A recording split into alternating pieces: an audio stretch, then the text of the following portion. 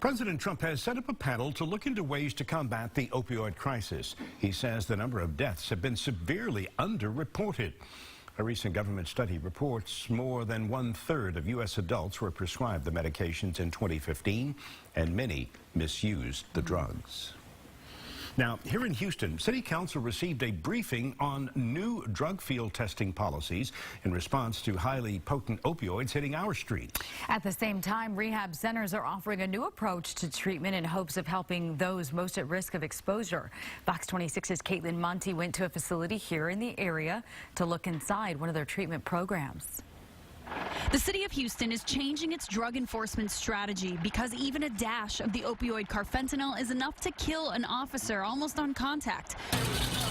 At the Taylor Center Sober Living Facility, staff is worried about the drug's presence in Houston. I'm very concerned, not only for our clients, but also for our first responders out there, because carfentanil is so explosive and it's so dangerous. And people are just dropping dead.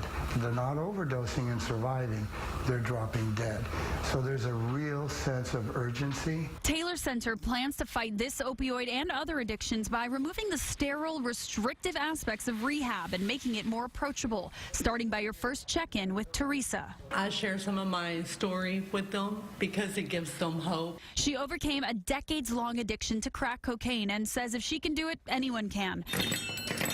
The rooms here are far from sterile hospital beds, and residents are given responsibility, not restriction. They don't take our phones, they don't take our cars, they just hold you accountable.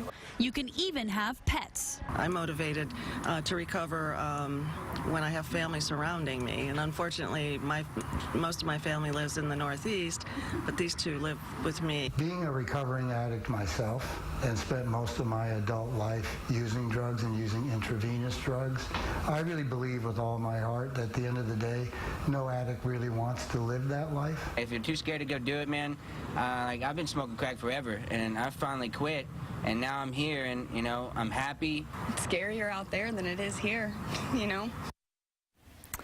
Wow, that was Caitlin Monty reporting. Taylor Center is considered an intensive outpatient program. Fox 26 has learned that insurance companies will often cover these longer treatments because the relapse rates are lower.